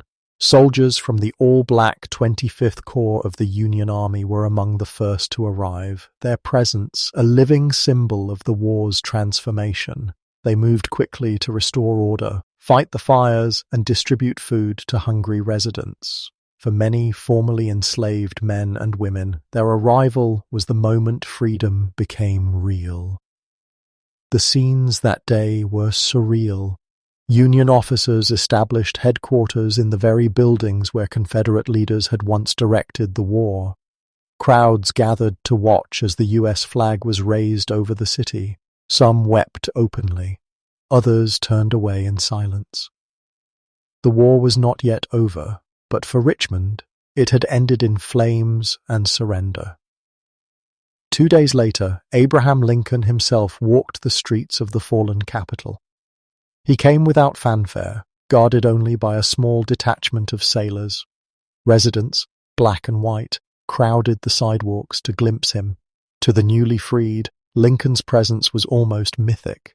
One man dropped to his knees before him. Lincoln gently urged him to stand, saying, "Don't kneel to me. That is not right. You must kneel only to God and thank Him for the liberty you will enjoy hereafter." Richmond's last night was the Confederacy's last gasp as a functioning state. Its destruction symbolized the cost of rebellion, a capital in ashes, its leaders scattered, its people left to rebuild from ruin. For the Union, the fall of Richmond was both a triumph and a signal that the war's final act was at hand. Lee's army was in retreat, cornered on dwindling supplies. The chase would end in a quiet Virginia courthouse within the week. By the final winter of the war, the Confederate states were not just losing battles, they were starving. The blockade of southern ports, begun in 1861 as part of the Union's Anaconda Plan, had by 1865 grown into an iron wall. Union naval squadrons prowled the Atlantic and Gulf coasts, intercepting blockade runners, choking off cotton exports, and cutting the Confederacy from the foreign supplies it desperately needed. In the early years, fast, low-slung ships had darted between ports like Wilmington and Nassau, bringing in rifles, medicines, and manufactured goods in exchange for cotton. But as the blockade tightened, those runs became deadly gambles. By late 1864, the Union Navy was seizing or sinking most runners before they reached port. The trickle of imported goods could no longer meet the needs of the Confederate armies, or its civilians. The rail network, already fragile, was collapsing under the strain. Locomotives were worn out, spare parts scarce, and tracks torn up to repair other lines. Union cavalry raids targeted key junctions, severing supply routes. In Georgia and the Carolinas, Sherman's march had left a scar across the logistics map, destroying depots, bridges, and rolling stock. On the home front, shortages turned into famine. In cities like Richmond, bread riots broke out as prices soared beyond reach. Confederate currency, printed in staggering quantities to pay for the war, plummeted in value. A pound of bacon could cost $10 in Confederate money, a pair of boots, $200. Farmers, unwilling to accept worthless paper, sometimes refused to sell to the government at all. In the countryside, families substituted acorns for coffee, ground cornmeal for wheat flour, and wore homespun clothes in place of factory-made fabric. For the army, the shortage of food was as lethal as enemy bullets. Rations shrank to meagre portions of cornmeal and salt pork, if they could be found at all. Soldiers went barefoot in winter. Uniforms rotted from constant wear. Horses and mules, critical for moving artillery and supplies, starved in the mud. Desertion rates climbed as men slipped away to find food for themselves and their families. The psychological toll was enormous. The Confederate promise of defending hearth and home rang hollow when those hearths were cold and those homes hungry. Even the most dedicated troops began to see the war as unwinnable. Letters from the front carried grim reports. "We are half-fed and half-clothed, and our cause is dying for want of bread," one soldier wrote to his sister. In contrast, Union supply lines, though not without problems, remained robust. Northern factories churned out uniforms, weapons, and canned goods in quantities the South could never match. Railroads and steam. Ships delivered fresh troops and supplies to the front in a steady stream. Even in the siege lines before Petersburg, Union soldiers could count on regular shipments of coffee, sugar, and meat. The contrast between the two armies' sustenance mirrored the larger imbalance of the war. Confederate leaders had hoped that foreign intervention might break the blockade, but Britain and France, wary of backing a faltering cause, and reluctant to support a slaveholding nation after Lincoln's Emancipation Proclamation, kept their distance. Without outside aid, the Confederacy's fate was sealed as much by empty stomachs as by battlefield defeats. By the spring of 1865, Lee's Army of Northern Virginia was attempting to retreat westward, hoping to link up with other Confederate forces. But Union cavalry and infantry harried the march, capturing wagon trains and cutting off supply depots. Men collapsed from hunger along the roadside. Without food, without forage for the animals, without ammunition in sufficient quantities, the Confederate army was bleeding strength with every mile. The final blow to the Confederacy's supply system came when Union troops seized key rail lines near Appomattox Station, capturing trainloads of desperately needed rations. When Lee's men reached the area, they found Union cavalry blocking the way, and the food in enemy hands. That loss shattered any hope of continuing the fight. The Confederacy's collapse was not only military, it was logistical, economic, and inevitable. War had consumed its resources faster than it could replace them, and the Union had ensured those replacements would never arrive. The South was starving, and hunger, unlike a battlefield defeat, could not be rallied against or reversed. Soon, the only supplies left for Lee's army would be the hardtack and salt pork offered by their former enemies as the price of surrender.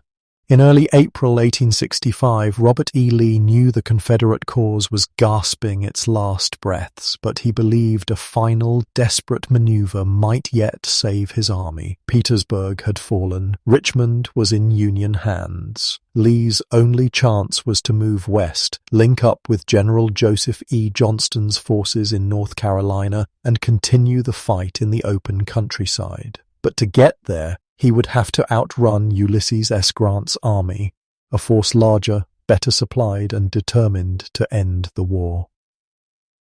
The march westward began under constant pursuit. Union cavalry under Philip Sheridan struck at Confederate columns, cutting roads and rail lines ahead of Lee's path. Intelligence, the quiet war of couriers, scouts, and intercepted dispatches, now became decisive. Grant's forces had a sharper edge in this realm. The Union's cavalry was not just fast, it was well-fed, well-mounted, and supported by telegraph lines that kept commanders informed in near real time. Lee, by contrast, was working on fragments, messages carried by exhausted riders, civilian reports of uncertain accuracy, and rumors passed through the ranks. At Farmville, Confederate forces attempted to draw Grant into a trap, using their retreat as bait to lure Union troops into a narrow, defensible gap. But Union scouts spotted the movement and alerted Sheridan, who shifted cavalry to block the route. Deception that might have worked in earlier years, masking troop strength, feigning weakness, now faltered under the constant eyes of a modern, mobile enemy. Union intelligence officers also exploited the South's fraying communication network.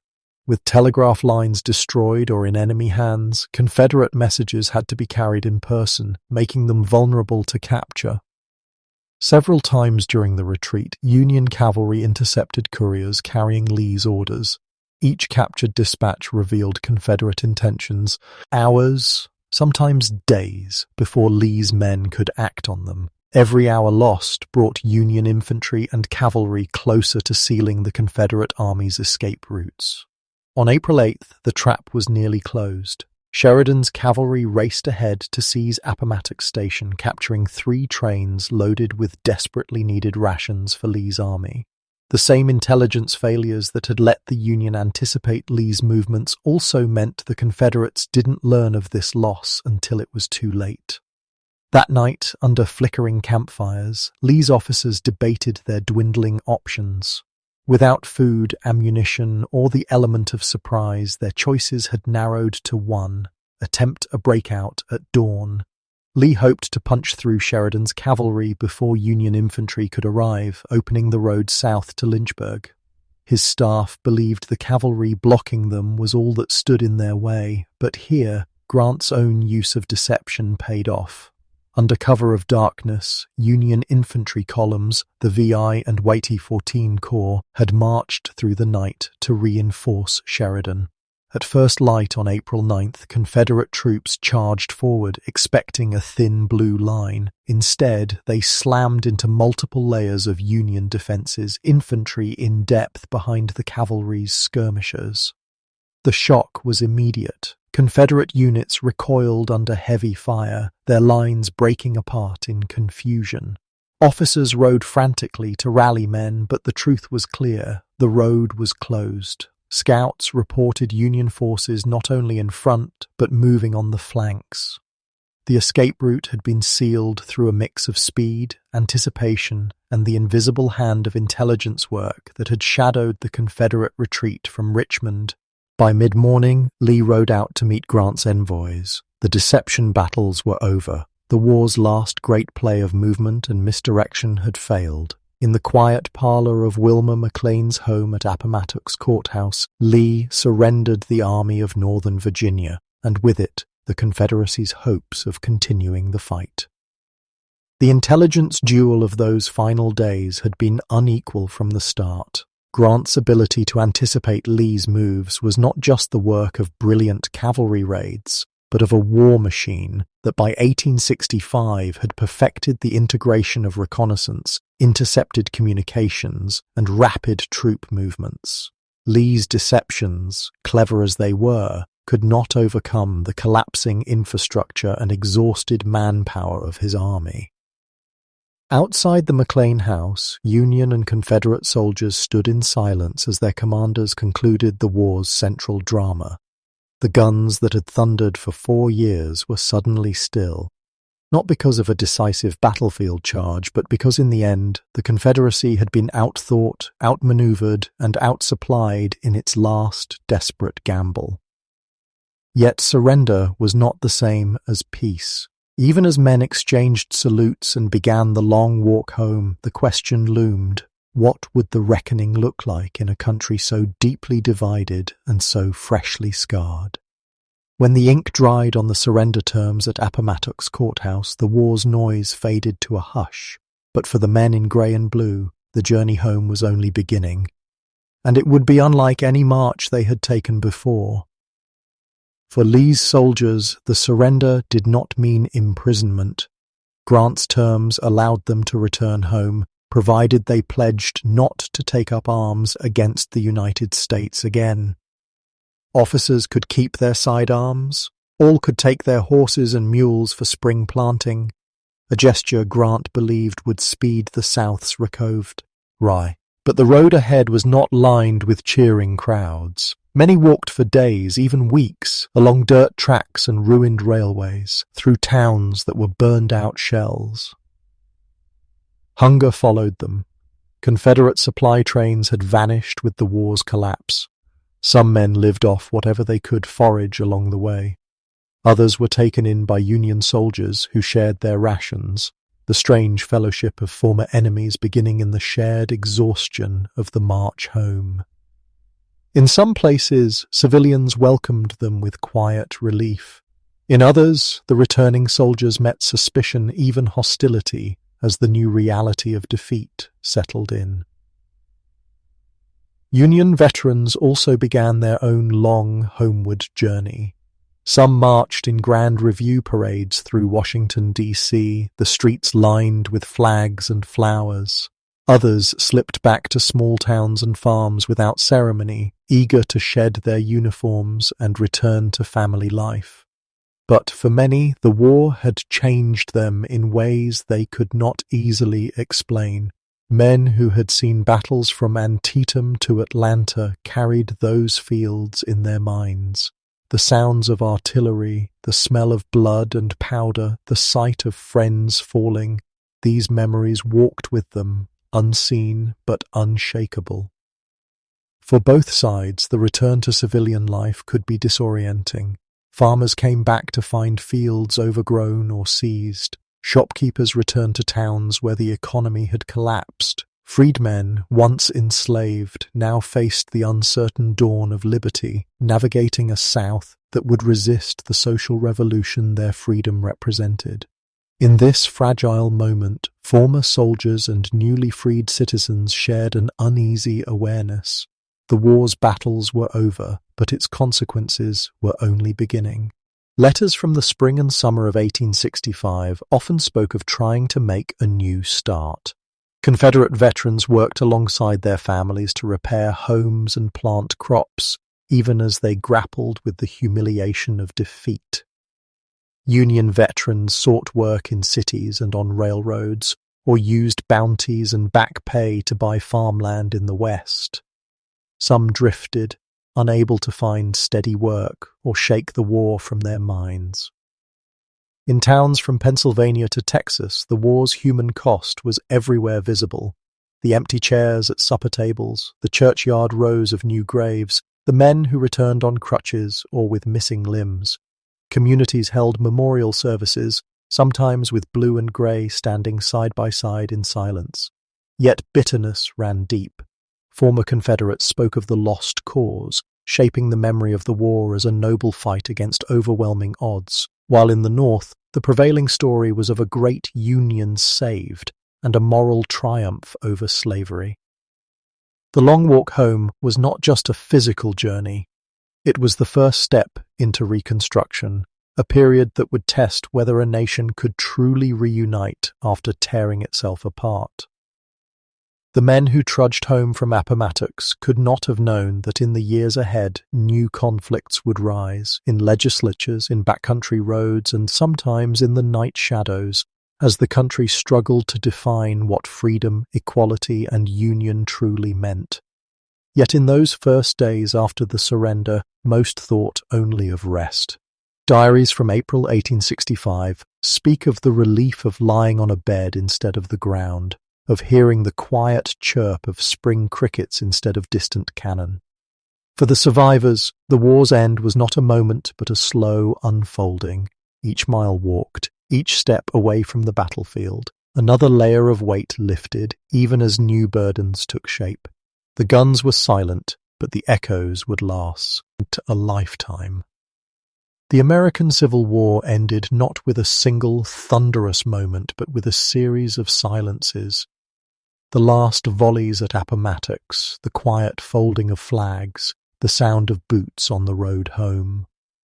In April 1865, the Union was preserved, slavery abolished, and 4 million people stepped into freedom.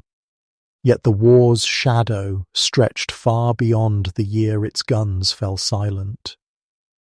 Its physical toll was staggering, more than 620,000 dead, tens of thousands maimed, entire swaths of countryside turned to rubble. Its emotional cost was incalculable. Every town carried the weight of names carved into marble memorials, every family tree bore the missing branches of a generation. But the war's deeper wound was to the nation's identity. It had answered the question of whether a United States could survive secession, but it left unsettled the meaning of freedom, the limits of equality, and the balance between state and federal power. In Reconstruction's fraught years, those questions would ignite new battles, political, social, and at times violent, as the South resisted federal authority, and the promise of emancipation met the reality of racism. The legacy was visible in the lives reshaped by victory and defeat.